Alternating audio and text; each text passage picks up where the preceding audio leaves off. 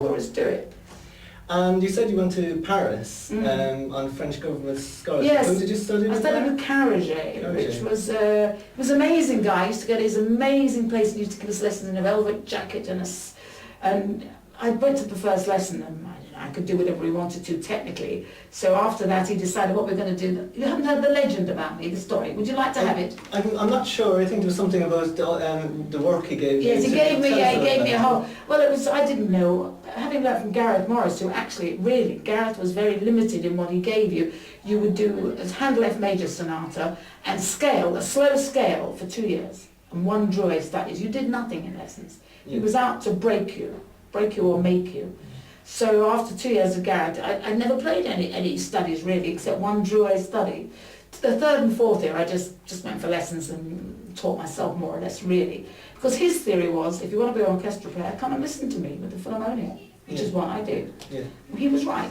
I mean, there's an awful lot of fantasy about the whole of the flute world really. It's not a very difficult instrument if you compare it with the fiddle or the piano. Well, it is. We know it's difficult, but it doesn't seem difficult to get to a certain point. At any rate, Gareth's theory was if you don't know it's difficult, it isn't.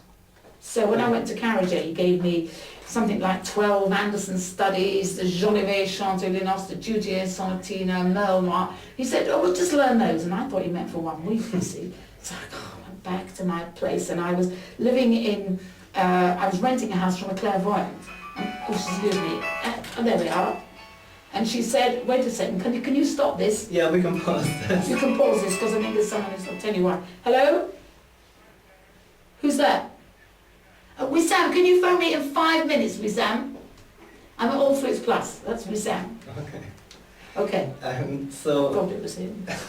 Go on. So, you so I'll finish the story. So he gave me these 12 Anderson studies, Briccialdi studies, all this difficult stuff, and he said, learn it. And he didn't say for next week, he just said, learn it. So I thought, oh, God.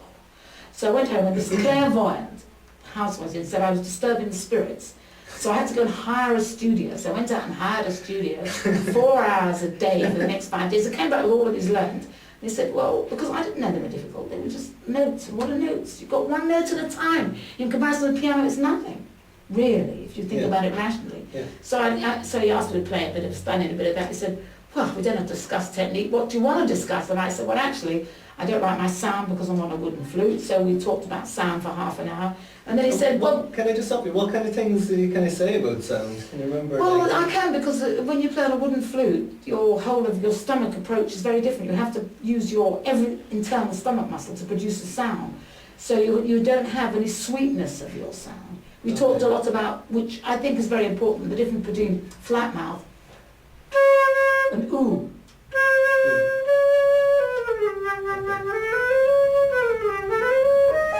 If you use an ooh sound, which is what we talked about a lot, and about breathing, because I tend to breathe rather as a singer does, or a man, I breathe very low down, personally. Huge stomach control, whereas all the people breathe higher, and he was more for breathing higher. Again, he said it gives you a slightly sweeter sound. Okay, that's interesting. He was more into the feminine approach to flute playing. I think the wooden flute and Gareth were a very male approach to flute playing, whereas the French system is a very female approach, in my opinion.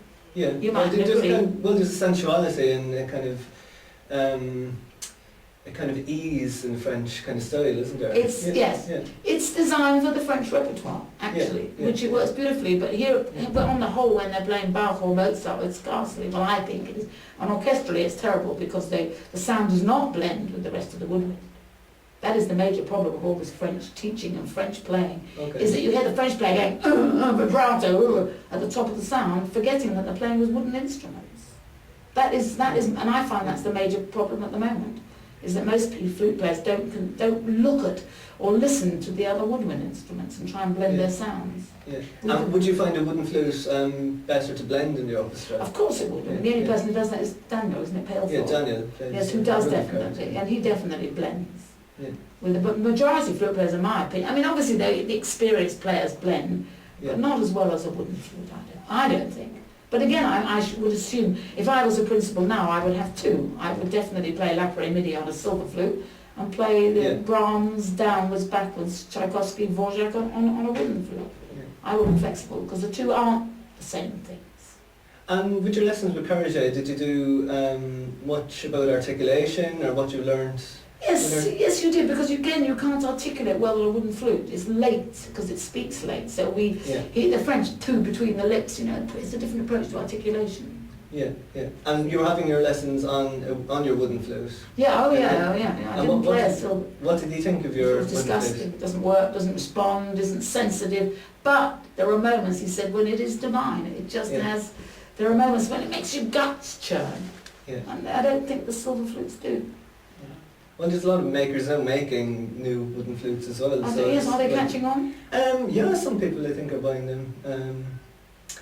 But yeah, it's a kind of personal choice really what instrument you decide to play on, I think. It's all a phase. I wish I was playing on a really good one, but I can't afford one. Mind you, flutes are terribly cheap in comparison to string instruments, aren't they? I think so, yeah, getting a good flute. I think it's cheap, really, if you think, well, you've got to play for a fiddle. Yeah. Well, I think it's nice talking to you. We all love your enthusiasm. Well, it's great, and it's delighted to catch you and just hear some of your stories. I think they're fascinating, and thanks for coming along.